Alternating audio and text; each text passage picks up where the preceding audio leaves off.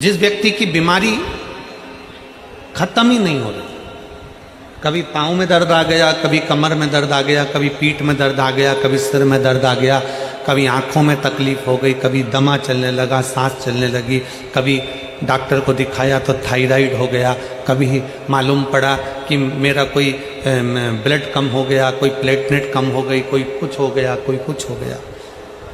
Doctor को दिखाओ। हमने कल भी कथा में कहा था, परसों भी कहा था कि डॉक्टर शिव का एक रूप होता है, उसको दिखाओ। डॉक्टर जो दवाई दे कुंदकेश्वर महादेव के नाम से उसको खाओ।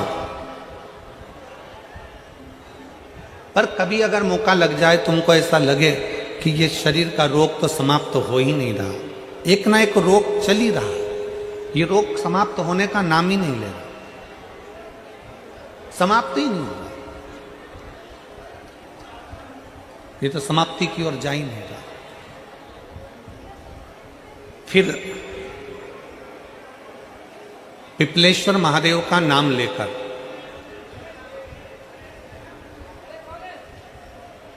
पिपलेश्वर महादेव का नाम लेकर कुछ भी मीठा जो में बना सकते हो, हलवा बना सकते हो हलवा, सीरा बना सकते हो सीरा, खीर बना सकते हो खीर, चूरमा बना सकते हो तो चूरमा, लड्डू बना सकते हो तो लड्डू, जो तुम घर में मीठा बना सकते हो उसका केवल 7 ग्रास का अन्न। कितने ग्रास? जम के बोलो जरा।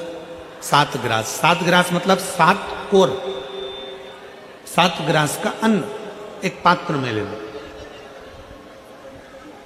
और पिपलेश्वर महादेव का नाम लेकर किसी भी शिवालय में, शंकर के मंदिर में जाकर एक बेलपत्र रखकर उस जो प्रसाद तुम बना कर ले गए हो, जो तुम भोग बना कर ले गए हो, उसका स्पर्श कर कर पिपलेश्वर महादेव का नाम लेकर शंकर को उस भोग को रखकर, बेलपत्र रखकर शिवजी को 7 बार एक ही लोटे का जल, केवल एक लोटे का जल 7 बार उत्तर की ओर मुख कर कर दक्षिण में खड़े होकर शंकर के शिवालय पर 7 बार एक ही लोटे का जल 7 बार थोड़ा थोड़ा कर कर उसको गिरा दीजिए, शिव जी के ऊपर चढ़ा दीजिए 7 बार।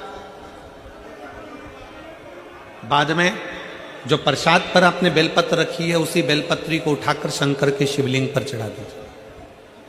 बाबा को प्रणाम करिए, बाबा मेरे शरीर का रोग समाप्त नहीं हो रहा, गोलियां खा रही हूं, दवाई खा रही हूं, कुंदकेश्वर महादेव का नाम लेकर दवाइयां ले रही हूं, पर कभी घुटना, कभी कमर, कभी आंख, कभी थायराइड, कभी कुछ, कभी बीपी, कभी शुगर, कुछ ना कुछ चल ही रहा है। बाबा अब आपको संभालना। किसी भी दिन पिपलेश्वर महादेव का नाम लेकर वो चढ़ी हुई बेलपत्री लियाओ, प्रसाद लियाओ, घर पर आने पर जैसे ही घर के अंदर प्रवेश करो सबसे पहले बेलपत्री को चबा चबा कर खा लो। फिर वो जो प्रसाद है उस प्रसाद को 7 गांठ से थोड़ी थोड़ी देर में 7 बार में उसको खा लेना। बाबा देवाधिदेव महादेव का नाम लेकर, पिपलेश्वर महादेव का नाम लेकर प्रणाम कर कर जल का आचमन, हाथ की हथेली में जल लेकर 7 बार आचमन कर लीजिए और शिव का, पिपलेश्वर महादेव का नाम ले लीजिए।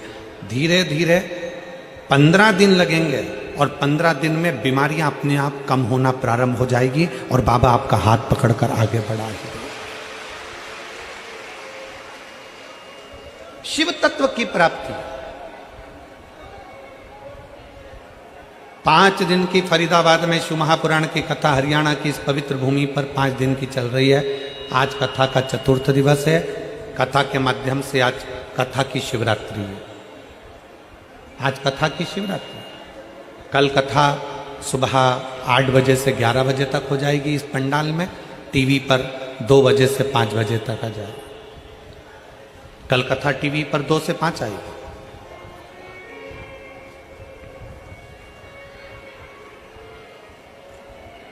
लाखों की संख्या में आप लोग आए हैं, पंडालों में जगह नहीं है, गाड़ियों के गेट खोल खोल के आप लोग बैठे हुए हो, पेड़ों की छांव में बैठे हुए हो, जहां तुम्हें जगह मिल रही है वहां बैठो।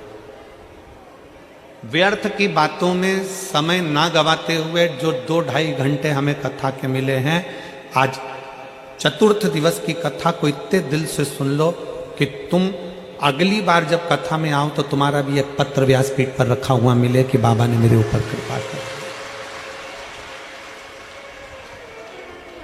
कैसी भी बीमारी हो, कैसा भी दुख है, कैसी भी तकलीफ है, कैसा भी कष्ट है, कैसा भी समस्या है, पिपलेश्वर महादेव का नाम का थोड़ा सा मीठा बनाकर पूजन कर कर बेलपत्र रखकर शिव को जल चढ़ाकर बेलपत्र वापिस शिव के शिवलिंग पर रखकर फिर बाबा को जल समर्पित कर बड़े भाव के साथ में बाबा के उस आनंद को प्रसाद को लेकर आए, उसको पाए, उसको पाई।